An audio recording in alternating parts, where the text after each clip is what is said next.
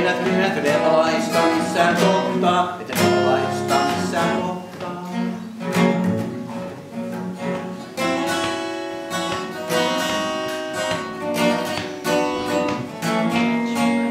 Pihan poikki kettu loikki, pihan poikki kettu loikki, vei koiran ja täysin pakon välkki minkä jaksoi.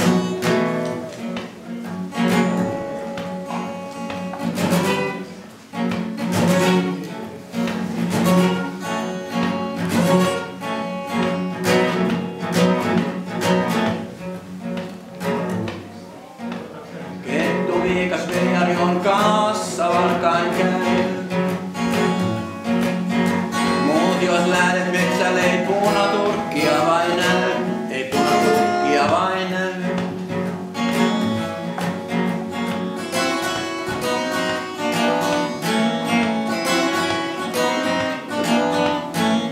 Pihan poikki kettu loikki, pihan poikki kettu loikki. Vekoilla ja täysin katsoin pauvet, minkä jaksoi.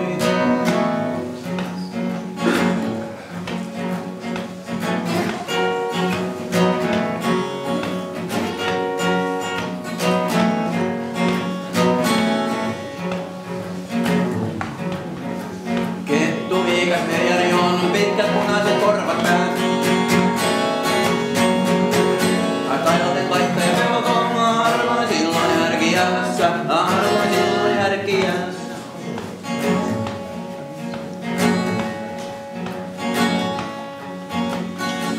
Arvoin silloin järkiässä.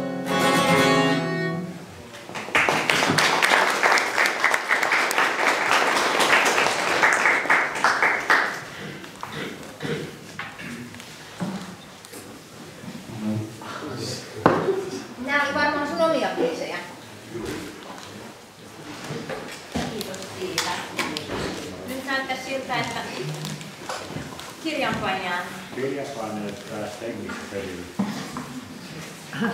Kirjanpainajat syö.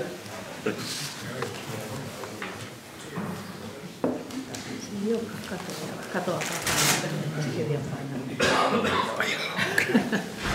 odotellaan, että kaikki kirjanpainajaretket saa kahvia ja sämpylää ja aloitellaan. Sitten kohta puoliin. Ollaan tosi hyvin aikataulussa. Mä oon vähän yllättynyt tästä. Tosi mukavia retkiä. Hienoja. Joo. Tosi mukavia retkiä. Hyvä kuulla. Hyödyllisiä. Joo.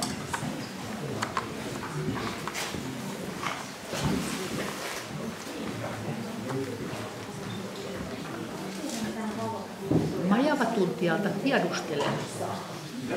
Mä tiedustelen sulta semmoista, että kun on puhuttu siitä, että tämä Amerikan majavasta on tulossa vähän niin kuin lainsuojelu, niin pitääkö se paikkaansa? Varmaan meidän veteraanit vois siirtyä jo tänne eteenpäin.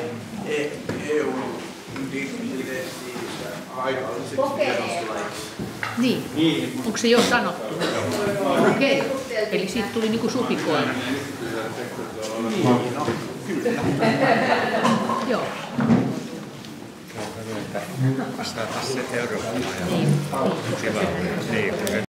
Noin, laitettiin vielä taltiointi päälle, niin sitten voidaan muistella tätä joskus tulevaisuudessa. Ja tervetuloa tähän Evon tarinat-luokioon. Täällä meillä on Janne Sundel ja minä, Hanna Rosti, ollaan esittämässä kysymyksiä. Toki kysymyksiä saa tulla teiltäkin, mutta ajatus tähän syntyi siitä, että täällä Evollahan on tehty paljon. Ja paljon siitä varmaankin on jäänyt vähän sitten, niin kuin, että sitä ei saada tietää. Täällähän jo vuonna 1856 keisarillinen senaatti teki päätöksen näistä metsistä, niiden suojelemiseksi, ja sen jälkeen paljon on ehtinyt tapahtua. Ja meillä on tässä hieno kaartti kokeneita tutkijoita, joiden työtä mä tosiaan ihailen valtavasti. Niin kuullaan nyt heidän kertomuksiansa tästä alueesta. Aloitetaanko sitten vaikka tästä päästä? Kerroksä Petri lyhyesti, että mikä on sun, tai kuka olet ja minkälainen tausta sulla on tällä alueella? No, mä oon Mannerheimin yliopiston lehtori tuolla metsätieteiden osastolla nyt, mutta silloin kun tulin tänne, niin olin gradua aloitteleva siinä mielessä historiaa jo, että oli silloin tuossa Kaidalammella riistantutkimusasema, joka oli varmaankin joskus 45 tai milloin lienee sinne perustettu, ja 82 minä tulin sinne gradun tekoon, ja sen koomin on täällä Evon maisemissa. Jussi. Mä oon siis Juha Tiainen, Jussiksi kutsutaan, ja Lammin biologisella asemalla tehnyt tutkimustyötä vuodesta 1972 Luonnonvarakeskuksen, ensin Riista- ja kalatalouden tutkimuslaitoksen ja sitten Luonnonvarakeskuksen rikostutkija vuodesta 1991. Ja niissä ominaisuuksissa tehnyt täällä kaikenlaista pientä tutkimushommaa. En mitenkään hirveän keskittyneesti juuri tänne Evolle, mutta mulla on toisaalta tutkijatovereita, jotka ovat tehneet täällä hyvin pitkäjaksoista ja intensiivistä tutkimustyötä, jossa mä itse olen myös mukana. Ja olen perehtynyt Evon luontoon 70-luvun suorastaan alkupuolelta lähtien aika lailla. Henri. Joo, mä oon Henrik Lindberg, eli Henkka, ja siis täällä tunnetaan sillä nimellä. Ja edustan tässä sitten tätä Metsäopiston ammattikorkeakoulupuolta ja olen ilmeisesti virkailijoiltani vanhin, eli pisimpään ollut opettaja, sen takia varmaan tällaiset veteraaniksi joutunut ja päässyt, anteeksi. Ja tulin siis 1994, sitä ennen olin täällä tekemässä myös gradua ainakin osittain ja sitten joissain tutkimushommissa, mutta varsinaisesti olin 1994. Eli kerkesin nähdä vielä tämän Evon metsäopistovaiheen, jolloin kyseessä oli metsäoppilaitos, jolloin siis kyseessä oli valtion metsäoppilaitos. Tämä tämmöinen kansan tai organisaatioiden muistihan on pitkä, että tämä opistohan edelleen näkyy lehtijutuissa ja ihmiset puhuu iloisesti opistosta ja muuta, vaikka sitä aina on yritetty todeta, että olemme olleet jo 30 vuotta ammattikorkeakoulussa. Tämä opisto elää edelleen. Ja siis opetin erilaisia metsänhoitoon liittyviä aineita, metsäekologiaa ja metsä- ja suotyyppiä, mutta sitten pikkuhiljaa siirryin entistä enemmän tuonne hanke- ja tutkimuspuolelle. Ennen kaikkea ennallistamiseen ja sitten näihin kulotus- ja metsäpaloihin liittyviin asioihin, jotka on tietyllä tavalla yksi tämän Evon alueen tällaisesta luonnon erikoisuuksista. Ja sitä on sitten tehnyt tässä viimeiset 20 vuotta vähintään puolet työajasta, niin ellen enemmän. Hyvä. Jukka. Jukka Ruhijärvi. Ja tulin tänne Evolle niin töiden merkeissä ensimmäisen kerran vapun jälkeen vuonna 1977, jolloin olin harjoittelijana silloisella Evon kalastuskoasemalla ja Kalavedyn laitoksella tuossa reilu pari kilometriä tästä pohjoiseen. Se kuului Riista- ja kalatalouden tutkimuslaitokseen silloin, oli tämmöinen koeasema. Ja oli perustettu jo aikanaan 1892, eli yksi vanhimpia vesialan tutkimusasemia koko Euroopassa. Ja työskentelin siellä sitten sen aseman sulkemiseen asti vuoteen 2014 tutkijana. Olin siinä välissä tietysti opiskelemassakin, koska harjoitteluvuosi sattui jo ihan heti ylioppilas kevääseen. Ja vähän vaihtelevilla nimillä se laitos sitten seurasi siitä sitten vielä siihen asti, mutta sitten säästötoimien johdosta asema suljettiin vuoden 2014 lopussa. Ja sen jälkeen työskentelin sitten lopputyöaikani Aasiassa Lammin biologisella asemalla niin sanotusti etätöissä tai sitten Helsingin Viikissä, missä meidän jo luonnonvarakeskuksesta muuttuneen tutkimuslaitoksen toimipaikka sitten sijaitsee edelleenkin. Sitten Martti. Martti Raska. Ja kohtalon karvainen sormi sääteli elämää sillä tavalla, että 1979, kun Lammin biologisen aseman Metsäjärvi-tutkimus Devolla alkoi, niin mä olin siinä porukassa mukana. Siis ihan sattuman kauppaan, mutta siitä tuli sitten tapa ja se tutkimus, mitä silloin, tai Metsäjärvi-tutkimus biologisen aseman osalta pantiin liikkeelle, niin oli ympäristöpainotteista. Siinä oli siis ilmansaasteiden aiheuttama happamoituminen, sitten metsätalouden vesistövaikutuksiin liittyviä asioita, happamien vesien kalkitusta ja sitten jossain vaiheessa myöskin, kun oli Tšernobylin ydinvoimalaonnettomuus sattunut, niin Evon kalan tutkimusasema yhdessä Säteilyturvakeskuksen kanssa seurasi niiden vaikutuksia. Vesistö Jukka ohimennen sanottuna siinä oli kaikki avainhenkilö. Ja sitten edelleen hyvä tuuri vei niin, että päädyin sitten Riista- ja kalatalouden tutkimuslaitoksen hommiin ja siirryin vuonna 1990 tuohon Evon kalan tutkimusasemalle ja edelleen ympäristöpainotteisia asioita, mutta sitten vuosituhannen vaihteen kieppeissä, kun EU-vesienhoitoa muokattiin siihen sellaiseen kuosiin, ekologispainotteiseen kuosiin, mitä se nykyään on, niin oltiin siinä paljon mukana. Ja no niin, tämän tyyppistä. Okei, kiitoksia. Minulla olisi kysymyksiä vähän jo niin kuin liittyen aikaan ennen teitä, mutta ehkä te olette kuitenkin sellaisia henkilöitä, joilla saattaisi olla tietoa näistä. Olen kuullut, että täällä on ollut rautatie Evolla. Onko teillä mitään niin kuin tietoa, että missä se on ollut ja mitä varten ja miksei sitä ole näin? Joo, Kalle voi sanoa, mutta siis kyse on... Lahtelainen kauppias Tilander teki suuren alkohaukan ja hän sai sitten täältä Evolta noin 900 hehtaarin alueelta hakata halkoja. Ja ne kuljetettiin sitten tämmöistä niin sanottua rillitietä pitkin, se oli kapea raiteinen rautatie, 60 senttiä oli kiskojen etäisyys toisistaan.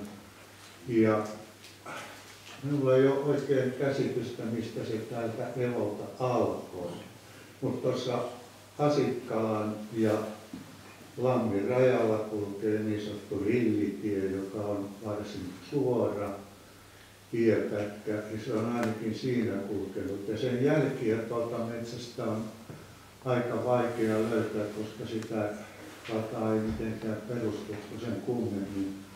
Ratapölkyt lyötiin vaan maahan, mahdollisesti sitten pehmeillä paikoilla puisten runkojen päälle, kaadettujen. Ja tämä kai alkoi 1908 ja ensimmäisen maailmansodan aikana 14 se purettiin ja vietiin sitten Venäjälle, jossa näitä kiskoja käytettiin puutteiden vahvistamiseen. Radan toinen pää oli tuolla Vesijärvellä Viitaalan kylässä Laski-Kailanlahteen, jossa minäkin käyn talvisin pilkillä. Ja siitä ne laitettiin Roomuun, joka vei ne sitten Lahteen, jossa ne sitten luultavasti nostettiin Helsinki-Pietari radan junaan ja kuljetettiin Pietariin, joka oli melkoisen suuri halkojen käyttäjä. Ja radan pituus, siinä oli kyllä 2 haaraa, mutta pituutta oli noin 23 kilometriä. Ensin hevoset veti näitä vaunuja, joihin oli lastattu sitten näitä halkoja, ja sen jälkeen siihen tuli 2 pientä höyryveturia nimeltään Pässi ja Kukko. Tämän enempää minä en tiedä. Se olikin aika kattava selvitys. Enemmän kuin odotin. Hyvä, että löytyy asettaa. Joo, eli siis kyseessä oli Kalle Sistula, meidän pitkäaikainen opettaja, joka on kirjoittanut Evon historiikin, tai siis metsäopetuksen tämän Evolla ensimmäisenä ja perehtynyt hyvin laajasti tähän historiaan. Tämä Rillitiehän on tosiaan nykyään tällä hetkellä, että jos te haluatte mennä tuonne tämän valtion metsäalueen itäosiin, niin sen niin sanottu Tavilammen tie, josta normaalisti mennään Rahjärven kämpänä ohi, on poikki. Eli silta on huonossa kunnossa ja siinä on riitainen tiekunta, jonka muodostavat Hämeenlinnan kaupunki, Metsähallitus ja Puolustusvoimat.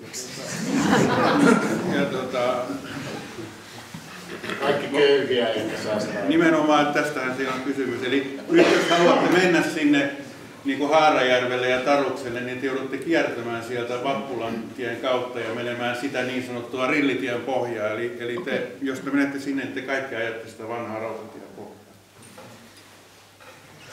Hienoa. No nyt kun puhuttiin tuosta Haarajärvestä, niin Jussi, kertoisitko näistä, kun meillä on täällä Evolla Suomen upeimpia aarnioalueita, niin kertoisitko miten ne ollaan saatu säästymään? No, sillä on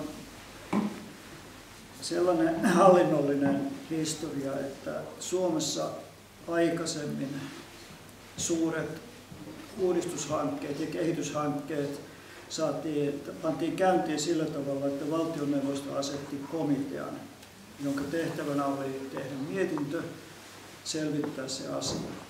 Ja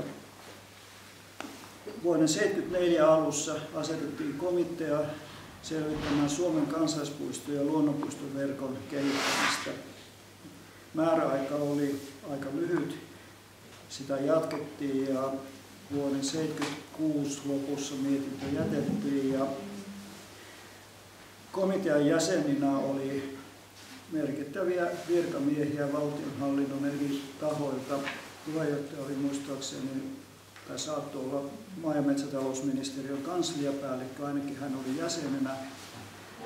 Yhtenä 2 sihteereistä olivat Erkki Kellomäki ja Urpo Häyrinen.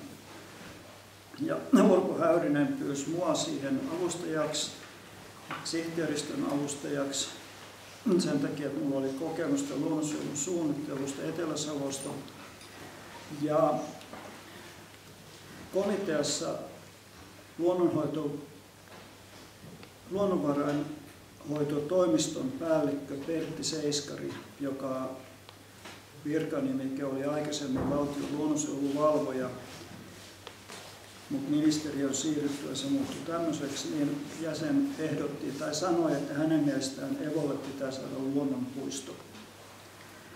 Ja hänellä oli ajatuksena, hän oli vanha Evon riistantutkimusaseman tutkija, missä hän oli tehnyt väitöskirjan, kuten myös Ilkka Koivisto ja Matti Helminen, jotka ovat tunnettuja ihmisiä, varmasti kaikki kuunnelleet Luontoiltaa, niitä jo edesmenneitä. Ne on niin nuoria, että ne ei muista tätä vanhaa karttia. Kyllä he vielä 2000-luvun alussa siellä istuivat. Ja heillä oli kokemusta Evosta laajasti. Ja minä olin eläinekologian talvikurssilla 71 tai 2. Ja Pertti Saurola veti sitä kurssia ja oli näitä äsken mainittuja tutkijoita hiukan nuorempia, oli saanut vinkkiä siitä, että Evolla on tuommoinen alue kuin Sudenpesänkangas. Ja siellä tehtiin riistan runsausarviointia lumijälkilaskennan avulla. En lähde sitä menetelmää selittämään tarkemmin, mutta se oli minun ensimmäinen kosketukseni Sudenpesän kankaaseen. Rauno Ruuhijärven kasviekologian kurssilla kesällä 70 oli tutustunut Kotiste Aarnialueeseen. Ja molemmilla alueilla liikuin aika paljon sitten joka kesä. Ja kun tämä komiteassa oli tämä Seiskarin aloite, että Evolle luonnonpuisto, Urpo sanoi mulle, että suunnittele Evolle luonnonpuisto. Ja minä suunnittelin ja komitean mietinnössä on semmoinen esitys, jossa sen pinta-ala on, se on kaksiosainen, se käsittää Kotiste Aarnia-alueen lähiympäristöineen ja sitten Sudenpesän kankaan, Karhuloukunmäen, Tuohimetsän, jossa käytiin tänään, Haarajärven, Evajärven, se oli vielä joku järvi, alueen ja yhteisen pinta-ala 660 hehtaaria, josta 630 hehtaaria oli valtion maata ja loput yhtiön maata, joka oli määrä sitten hankkia valtiolle. Vesialueita lisäksi oli luokkaa 30 hehtaaria. Ja koko se kansallispuistokomitean mietintö sisälsi, mä tarkistin ne tänään ja kirjoitin muistiin, mutta unohdin muistiinpanot tuonne. Siis meillä oli ennestään, siis tuonne Viiluhden alle 10 kansallispuistoa ja noin 16 luonnonpuistoa. Niin tässä oli nyt esitykset uusista puistoista, joka suunnilleen 3- tai 4-kertaisesti tämän puistoverkoston. Ja oli tavoitteena, että ne perustetaan 2010-luvulle mennessä. Evon luonnonpuisto sisältyi kiireellisyysluokkaan 1, eli se olisi pitänyt perustaa aika pian. No, valtioneuvosto otti tämän mietinnön vastaan sillä tavalla, että se asetti kaikille suunnitelluille alueille toimenpidekiellon siihen asti, kunnes niistä tehdään päätökset. Ja vuonna 1972 tai 1973 ne päätökset tehtiin, koska se on 1974, ja Evon luonnonpuistoa ei silloin vielä perustettu. Eikä ole vieläkään perustettu, mutta Erkki Kellomäki, joka oli Hämeellään, niin ympäristönsuojelun tarkastaja, ja Rauno Ruuhijärvi, joka oli kasviekologian professori Helsingissä ja Lammin biologisen aseman johtaja, niin yhteisellä toiminnallaan, pikkuhiljaa diplomatiallaan ja käytännöllisellä osaamisellaan saavat aikaan, että ne käytännössä ne alueet on saatu suojeltua. Jopa isompaa, se on 7500 hehtaaria. Joo. Tosin osa niistä ei ole lakisääteisiä, että ne on Metsähallituksen omalla päätöksellä odottamassa lopullisia päätöksiä. Muun muassa siitä Tuohimetsästä kuultiin tänään se asia. No, kiitos Jussi ja kiitos tästä toiminnasta, että meillä nämä on jäljellä. Tämä oli pitkä vastaus, toivottavasti muille vielä. No nyt se tuli ikuistettua, niin tiedetään tämä historia. Sitten voidaan jakaa se. Siirrytäänkö täällä on paljon järviä, erilaisia järviä ja aika moni niistä on ollut ikään kuin kalastuskielossa ja on kuulunut niin kuin tälle kalastuskoeasemalle tai millä nimellä sitä aikanaan kutsuttukin. Niin täällä liikkuu aika paljon kaikkia huuja, että siellähän on istutettu kaikenlaista mielenkiintoista ja sieltä löytyy sitten isoja kaloja ja muuta semmoista. Mikä tässä on nyt niin kuin totuus?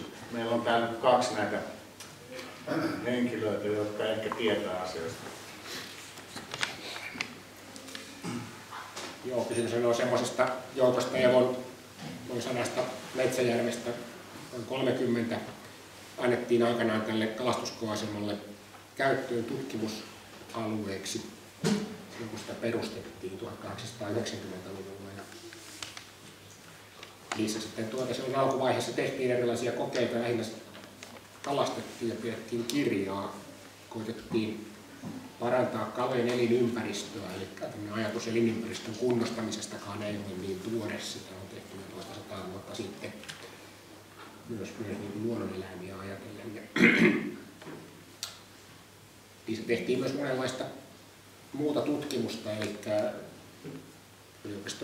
Helsingin yliopiston tutkijat kävi täällä tekemässä myös muista kuin kaloista, planktonista, veden fysiikasta ja kemiasta tutkimusta näissä Evonjärvissä. Mistä muun muassa laadittiin aika tarkat syvyyskartat silloin aikanaan toista 100 vuotta sitten. Kalastuskiellossa ne olivat sen takia, että haluttiin kirjanpidolla pitää huolta siitä, että tiedetään mitä sieltä on saatu. Ja sitten näitä istutuskokeiluja tehtiin, kun tuolla asemalla oli kalaviljelylaitos, jossa haudattiin kalojen mätiä ja sitten tuotiin sitä myös muualta. Ja erilaisia joko kotimaisia tai eksoottisia kaloja kokeiltiin, että pystyttäisikö tällaisten aika vähälajisten järvien kalasaannista parantamaan istuttamalla sinne näitä. No näistä nyt monet ei ollut mitenkään erityisen menestyksekkäitä, niistä ihan muutamat harvat lajit sitten pärjäs niin hyvin, että niistä olisi syntynyt lisääntyviä kantoja näihin järviin kuitenkaan. No sitten myöhemmin niitä käytettiin tämmöisen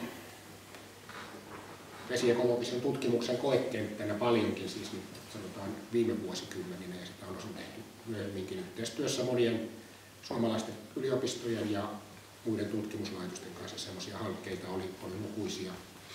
Niitä voitiin manipuloida, eli siis luontoa tarkoituksellisesti jollakin merkkiaineella tai ravinteella tai vastaavalla tilapäisesti muuttaa, jolloin päästiin erilaisten ympäristökuormitusten vaikutuksesta esimerkiksi selville. Tai sitten tutkittiin vaikkapa tämän vesien happamoitumisen estämistä kalkitsemalla, missä oli tuossa opiston vieressä oleva iso Valkjärvi tärkeä kohde, joka pystyttiin pieni järvi jakamaan tämmöisellä muoviverholla kahtia, joka saatiin samaan järveen niin kuin tämmöinen vaikutuspuoli ja vertailupuoli aikaiseksi. Ja silloin tehtiin tutkimusta, jota Martti sitten veti aikanaan 90-luvulla.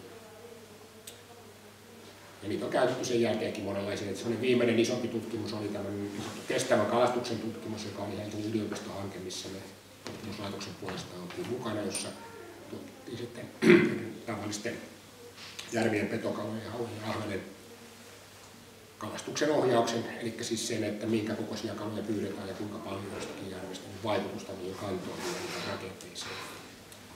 Saatiin siitä asiasta ihan mukavia tämmöisiä koemittakavan tuloksia.